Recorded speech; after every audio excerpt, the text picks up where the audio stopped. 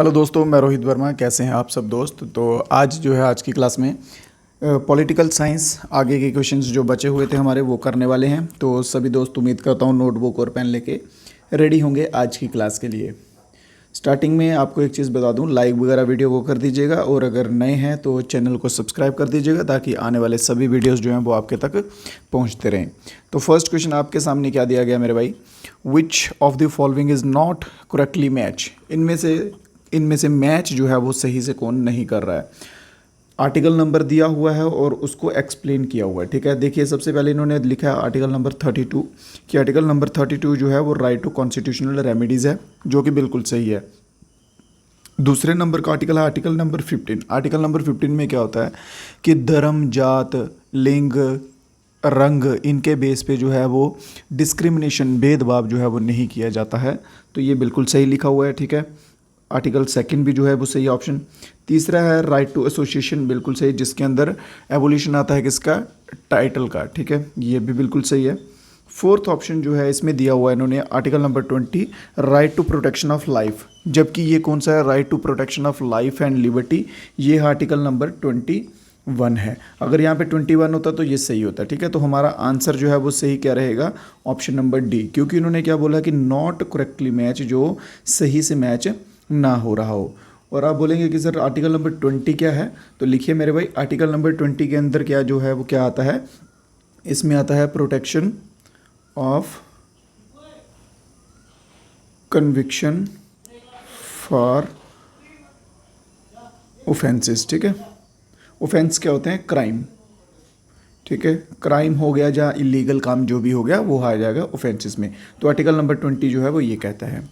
Next question देखते हैं मेरे भाई।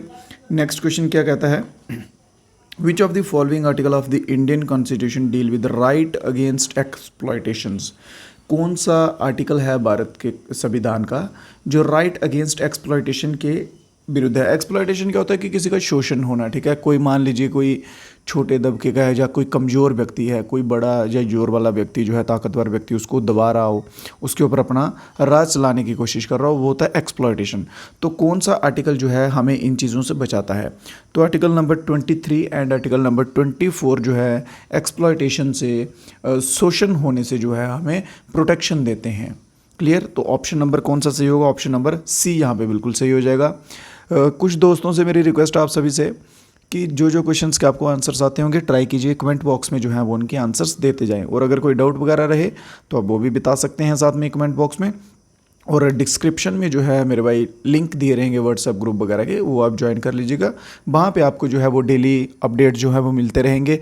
उसके साइड वाइज वहाँ पे क्विज़ वगैरह करता हूँ मैं, वो भी आपको मिलेंगे, और कुछ इंपॉर्टेंट्स जो नोट्स रहते हैं या कोई पॉइंट्स रहते हैं वो वहाँ पे शेयर कर देता हूँ। ठीक है, वो रेगुलर होता रहता है।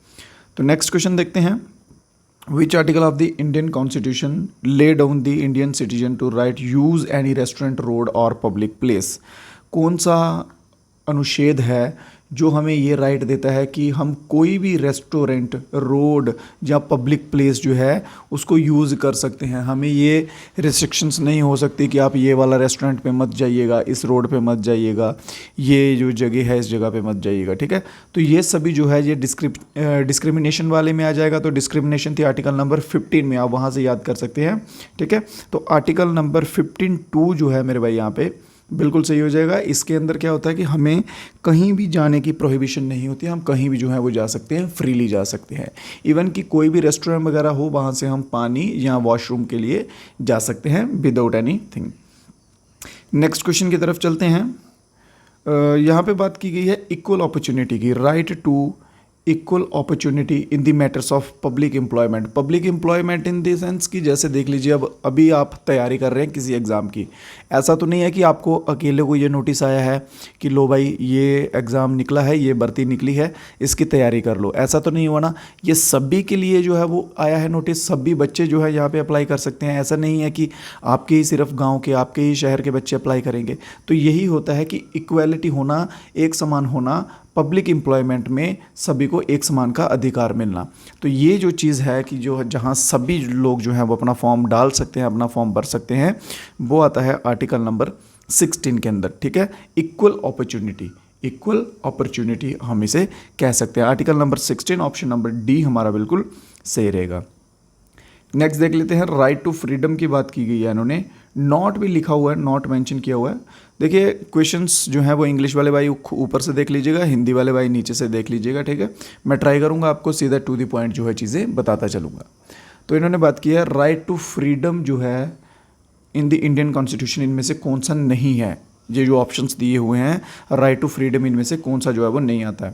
पहला आता है protection of certain rights, definitely अपने राइट्स को आप प्रोटेक्ट कर सकते हो। दूसरा आता है protection of life, personal liberty, ये तो आर्टिकल नंबर 21 आ गया सीधा सीधा, ठीक है। तीसरा आता है offences for armed assembly, offence दंगे क्राइम नहीं कर सकते आप, ऐसा तो ये तो गलत हो जाएगा। फोर्थ नंबर का भी देख लेते हैं, प्रोटेक्शन इन रिस्पेक्ट टू, ये तो आ गया आर्टिकल नंबर 20। क्लियर है, तो ये भी हो सकता है, ये भी हो सकता है, ये भी हो सकता है। तो ऑप्शन नंबर सी हमारा जो है ये फ्रीडम, राइट टू फ्रीडम में नहीं आएगा। तो ऑप्शन नंबर सी हमारा बिल्कुल सही आंसर हो जाएगा। किसी क्वेश्चन में कोई डाउट रह जाए, कोई चीज़ का समझ ना आए, तो डेफिनेटली मेरे भाई आप क्या कीजिएगा, कमेंट बॉक्स में अपना डाउट जो है वो छोड़ दीजिएगा, वहाँ पर आपको आंसर जो है वो मिल जाएगा। नेक्स्ट क्वेश्चन क्या पूछा गया है, नेक्स्ट क्वेश्चन पूछा गया है कि राइट टू एक प्रॉपर्टी होता था, एक आर्टिकल कौन सा था, राइट टू प्रॉपर्टी करके आता था। तो इन्होंने बोला कि राइट टू प्रॉपर्टी जो है वो पहले पहले इन्होंने पूछा है, पहले जो है वो कौन से आर्टिकल में आता था, ठीक है। पहले जो है वो कौन से आर्टिकल में आता था। अभी जो है वो करंटली आर्टिकल नंबर 300A में जो है राइट टू प्रॉपर्टी जो है आता है। राइट टू प्रॉपर्टी पहले फंडामेंटल राइट होता था, फिर उसे निकाल दिया गया था। तो पहले जो आता था आर्टिकल नंबर 31 में आता था, ठीक है। 32 से पहले, कॉन्स्टिट्यूशनल रेमेडीज से पहले आता था right to property article number 31 में। तो इन्होंने सिंपल यहाँ पे यही पूछा हुआ है। तो ऑप्शन नंबर कौन सा सही रहेगा हमारा, ऑप्शन नंबर बी जो है हमारा बिल्कुल सही आंसर हो जाएगा। नेक्स्ट क्वेश्चन देखते हैं, which part of the Indian constitution is related with the fundamental rights. Fundamental rights से संबंधित जो है वो कौन सा पार्ट है।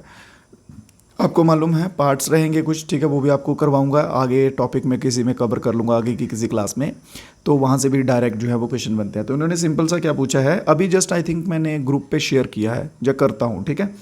तो इन्होंने पूछा है कि कॉन्स्टिट्यूशन, इंडियन कॉन्स्टिट्यूशन में फंडामेंटल राइट्स जो है वो किस पार्ट में मेंशन किए गए हैं।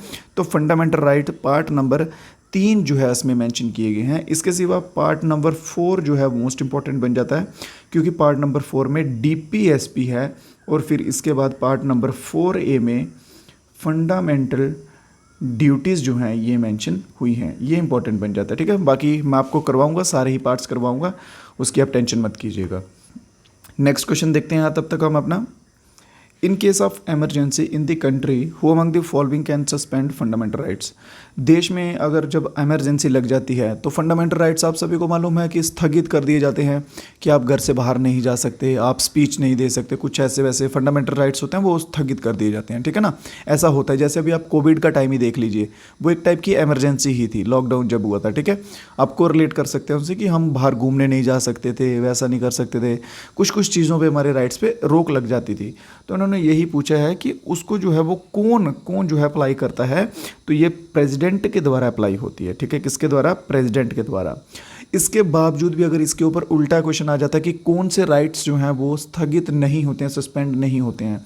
2 राइट हैं, ठीक है, 2 राइट्स आर देयर जो सस्पेंड नहीं होते, ठीक है, ड्यूरिंग एमरजेंसी। एमरजेंसी के दौरान भी उनको सस्पेंड नहीं किया जाता। वो है आर्टिकल नंबर 20 एंड 21। ये 2 आर्टिकल हैं जो एमरजेंसी के दौरान भी सस्पेंड जो है वो नहीं किए जाते।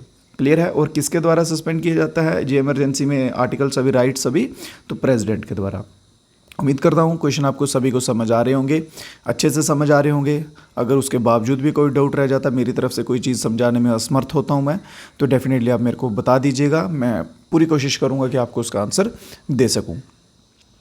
अगले क्वेश्चन को देखते हैं, आउट ऑफ विच निम्नलिखित में से कौन सा भारत के संविधान में मौलिक अधिकार है। फंडामेंटल राइट इनमें से कौन सा है, ठीक है। Which one is the fundamental right, ये जो ऑप्शंस दिए हैं इनमें फंडामेंटल राइट कौन सा है। राइट टू फ्रीडम बिल्कुल है, राइट टू अपॉर्चुनिटीज़ ऐसा कुछ नहीं है, राइट टू वर्क नहीं है। ये राइट्स हैं हमारे, ठीक है, ये राइट्स हैं बट फंडामेंटल राइट्स नहीं है, ठीक है। एक होते हैं मौलिक अधिकार, एक होते हैं सिंपल अधिकार। हमें अपॉर्चुनिटीज़ का अधिकार तो है, राइट टू इक्वल अपॉर्चुनिटी करके, ठीक है, अपॉर्चुनिटीज़ का अधिकार है। इसके सिवा राइट टू काम करने का भी अधिकार है, वोट देने का भी अधिकार है, बट ये फंडामेंटल राइट्स पूछा गया मेरे भाई। क्लियर है। तो ऑप्शन नंबर ए जो है यहाँ पे बिल्कुल सही आ जाएगा। कौन सा? ऑप्शन नंबर ए यहाँ पे बिल्कुल सही रहेगा। नेक्स्ट क्वेश्चन देखते हैं।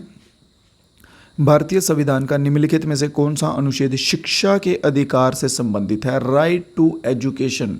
राइट टू एजुकेशन इन्होंने पूछा है कि कौन से आर्टिकल में आता है। क्लियर है? क्वेश्चन समझ आ गया। राइट टू एजुकेशन जो कि जिसकी एज रहती है 6 to 14 ईयर्स तक कंपलसरी जो है वो एजुकेशन देनी होगी। गार्जियंस, पेरेंट्स सभी के लिए ये नोटिस रहेगा। ठीक है, ये रहता है, ऑफिशियली रहता है। तो ये जो है ये किसके अंडर आता है? तो आर्टिकल नंबर 21A। किसके अंडर? 21A। 21 आर्टिकल आपको पीछे समझा चुका हूँ। ठीक है, protection of life and liberty करके वो 21 है, और 21A जो है वो क्या आ जाएगा? Right to education. तो ऑप्शन नंबर ए मेरे भाई हमारा बिल्कुल सही हो जाएगा। अगले क्वेश्चन देख लेते हैं। EWS रिजर्वेशन आरक्षण से संबंधित कौन सा संशोधन है? हाँ, रिजर्वेशन से इन्होंने रिलेटेड अमेंडमेंट पूछ लिया है। मोस्ट इंपॉर्टेंट अगर अमेंडमेंट आएगी तो 42nd अमेंडमेंट आएगी। ठीक है, एक नंबर तो ये हो गया। अब इन्होंने क्या पूछा है कि EWS की जो रिजर्वेशन होती है, अगर आपने देखिए जॉब की तैयारी कर रहे हैं, डेफिनेटली आप तभी ये क्लास देख रहे हैं, वहाँ पे आपने देखा होगा, अगर तो आप EWS से आते हैं तो डेफिनेटली आप अच्छे से समझ पाएंगे। EWS की first of all full form क्या होती है? Economically weaker section. ठीक है, जो आर्थिकली मतलब आप कह सकते हैं कि फाइनेंशियली ज़्यादा ठीक लोग नहीं होते हैं। ठीक है, वो होते हैं EWS में आते हैं। तो वहाँ पे आपने देखा होगा इनके लिए अलग से रिजर्वेशन होती है। कितने % की होती है? तो 10% की रिजर्वेशन जो है EWS के लिए मिलती है। वैसे ही ST, SC, OBC सभी के लिए जो है वो रिजर्वेशन होती है। ठीक है, जर्नल वालों की बेचारों की थोड़ी किस्मत जो है वो ख़राब है, उनको रिजर्वेशन से जूझ रहे हैं। चलिए फिर भी क्या करना। क्लियर है, ये चीज़ समझ आ गई, आपको एग्जांपल के लिए बता रहा था। तो इन्होंने यही पूछा कि ये EWS की रिजर्वेशन जो है ये कौन से वाले अमेंडमेंट में हुई थी? तो अमेंडमेंट नंबर मेरे भाई बिल्कुल सही रहेगा, ऑप्शन नंबर बी। 103 नंबर की जो अमेंडमेंट हुई थी उसमें जो है इनको रिजर्वेशन जो है वो दी जाती है। समझ आ गया यहाँ तक? नेक्स्ट क्वेश्चन देखें। 101 नंबर की अमेंडमेंट जो कि 2016 में हुई थी। ठीक है, वो किससे संबंधित थी? तो 2016 की 101 नंबर की जो अमेंडमेंट हुई थी ये GST से संबंधित थी। GST क्या होता है? Goods and services tax. ठीक है, इससे संबंधित ये थी। तो ऑप्शन नंबर ए इसमें बिल्कुल सही हो जाएगा। इसके सिवा ऑप्शन नंबर डी देखिए, आर्टिकल नंबर 2024। ठीक है, 224 आर्टिकल, ये इंपॉर्टेंट हो जाता है। ये क्या करता है? डील विद, लिख लीजिएगा अगर आप नोट्स बना रहे हैं, अपॉइंटमेंट ऑफ जजेस। अपॉइंटमेंट ऑफ जजेस। ठीक है, जजों की अपॉइंटमेंट में डील करता है आर्टिकल नंबर 2024, इंपॉर्टेंट रहेगा। नेक्स्ट क्वेश्चन देख लेते हैं। Term mini constitution is used for which constitutional amendment of the Indian constitution? Mini constitution जो टर्म है ये किसके लिए इस्तेमाल की जाती है? ठीक है, मिनी कॉन्स्टिट्यूशन आपको मैंने पहले भी बता चुका हूँ, ये फर्स्ट क्लास में भी आपको बहुत ही अच्छे से एक्सप्लेन किया था कि 42nd अमेंडमेंट जो है 1976 की, उसके लिए जो है वो मिनी कॉन्स्टिट्यूशन टर्म जो है वो यूज़ की जाती है। तो ऑप्शन नंबर बी यहाँ पे बिल्कुल सही हो जाएगा। अमेंडमेंट आपको करवाना जरूरी है क्योंकि बहुत सारे क्वेश्चंस जो हैं वो अमेंडमेंट से भी बनते हैं। बाकी जो जो इंपॉर्टेंट रहेंगे आपको देखिए, ज़्यादा लंबा चौड़ा नहीं कंटेंट दूंगा उतना ही कंटेंट आपको जितना आपके लिए आवश्यक होगा, आपके लिए ज़रूरी होगा, और एग्ज़ाम में जिसके रिलेटेड आपको क्वेश्चंस देखने को मिलेंगे। ठीक है, तो बात करते हैं यहाँ पे 71st अमेंडमेंट की।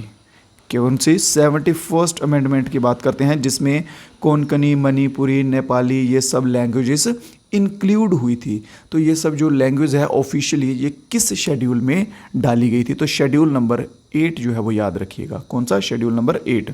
इसके सिवा पार्ट में भी आता है कि कौन से पार्ट में जो है वो लैंग्वेज आती हैं ऑफिशियल लैंग्वेज, वो पार्ट्स आपको एक अलग से पूरी लिस्ट जो है वो मैं आपको बना के करवा दूंगा। तो ऑप्शन नंबर कौन सा इसमें सही रहेगा? ऑप्शन नंबर ए बिल्कुल सही रहेगा। Which among the following constitution, इनमें से बताइए कि सिक्किम जो है इसको राज्य का दर्जा मिला था। सिक्किम जो एक स्टेट है उसे जब स्टेटहुड मिली थी, स्टेट का दर्जा मिला था, तो वो कौन से नंबर की अमेंडमेंट थी? कौन से नंबर की अमेंडमेंट थी जिसमें उसको मिला था? तो 36th नंबर की अमेंडमेंट में सिक्किम को जो एज अ स्टेट जो है वो घोषित कर दिया था। तो ऑप्शन नंबर ए हमारा बिल्कुल सही हो जाएगा। ये क्वेश्चन है, बहुत बड़ा है, देख के घबराइएगा मत, मैं आपको सिंपल बताता हूँ। National commission of schedule caste और शेड्यूल ट्राइब, ये एक नाम था, ठीक है, national commission of schedule caste and schedule tribe नाम था। फिर उसके बाद इन्होंने चेंज किया इसको, national commission of schedule caste अलग कर दिया, national commission of schedule tribe जो है वो अलग कर दिया, ठीक है। ये 2 नाम में कर दिया कन्वर्ट इन्होंने। तो सिंपल सा पूछा है ये कौन से अमेंडमेंट में जो है वो हुआ था। तो अमेंडमेंट नंबर 89 जो कि ऑप्शन नंबर सी में है, बिल्कुल सही आंसर रहेगा। जो जो मोस्ट इंपॉर्टेंट क्वेश्चन रहेंगे उनके आगे मैं स्टार मार्क भी कर देता हूँ बीच बीच में। उन क्वेश्चंस को आप किसी भी हालत में मत छोड़िएगा, अगर नहीं भी समझ आए तो रट लीजिए, कुछ भी करिए, पर पकड़ के रखिए उनको। ये क्वेश्चन भी इंपॉर्टेंट हो जाएगा मेरे भाई। इसमें क्या बात की गई है कि पहले आप सभी को मालूम होगा कि अडल्ट सफरेज करके जिसे हम कहते थे, ठीक है, तो उसमें क्या था कि पहले वोट जो देते थे, गवर्नमेंट जब बनती थी, इलेक्शन होती थी, उसमें वोटिंग जो है होती थी, तो उसमें एज जो है वो 21 रखी गई थी। क्या रखी गई थी? 21 वर्ष की आयु रखी गई थी। तो 21 वर्ष से घटाकर जो है वो 18 वर्ष कर दी गई आयु। तो ये जो है उम्र कम हुई थी, जो ये कौन से अमेंडमेंट में कम की गई थी? सिंपल सा क्वेश्चन समझ आ गया कि कौन से अमेंडमेंट में एज जो है वो कम की गई थी, वोटिंग एज। तो amendment number 61 amendment, most important, 1989 की जो अमेंडमेंट हुई थी, ठीक है, 61 नंबर की, उसमें जो है ये एज जो है वो कम कर दी गई थी। ये इंपॉर्टेंट क्वेश्चन बनेगा, याद रखिएगा, क्वेश्चन आने के चांसेस पूरे पूरे हैं। नेक्स्ट क्वेश्चन देखते हैं, इसमें क्या कहा गया है।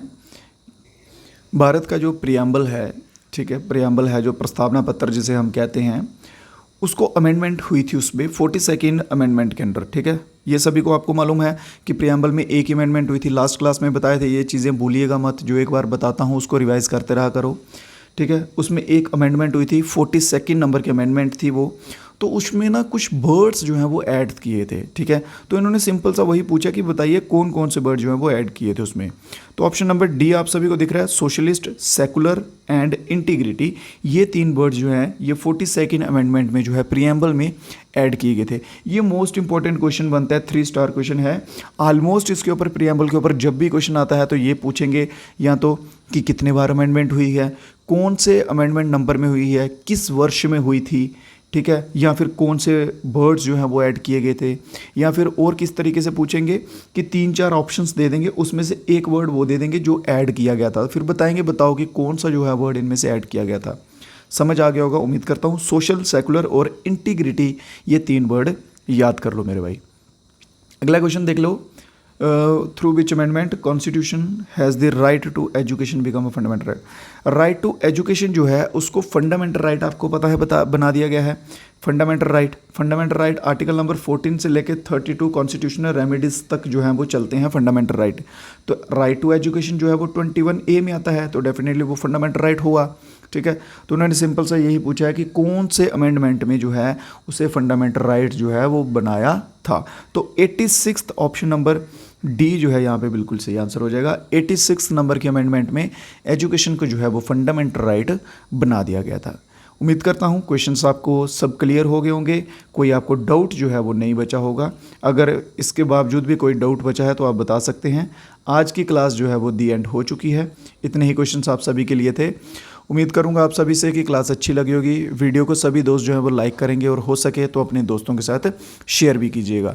अगर आपकी कोई क्वेरी रहती है, कोई रिव्यू रहता है, तो डेफिनेटली आप मेरे भाई कमेंट बॉक्स में जो है वो लिख दीजिएगा। मैं डेफिनेटली उनको देख भी लूँगा, और कोई भी आपका क्वेश्चन, कोई सवाल रहेगा तो वहाँ पे आप बता दीजिएगा। तो दीजिए इजाज़त मेरे को मेरे भाई, फिर मिलेंगे नेक्स्ट वीडियो में कुछ नए क्वेश्चंस के साथ। तब तक के लिए जय हिंद, जय भारत।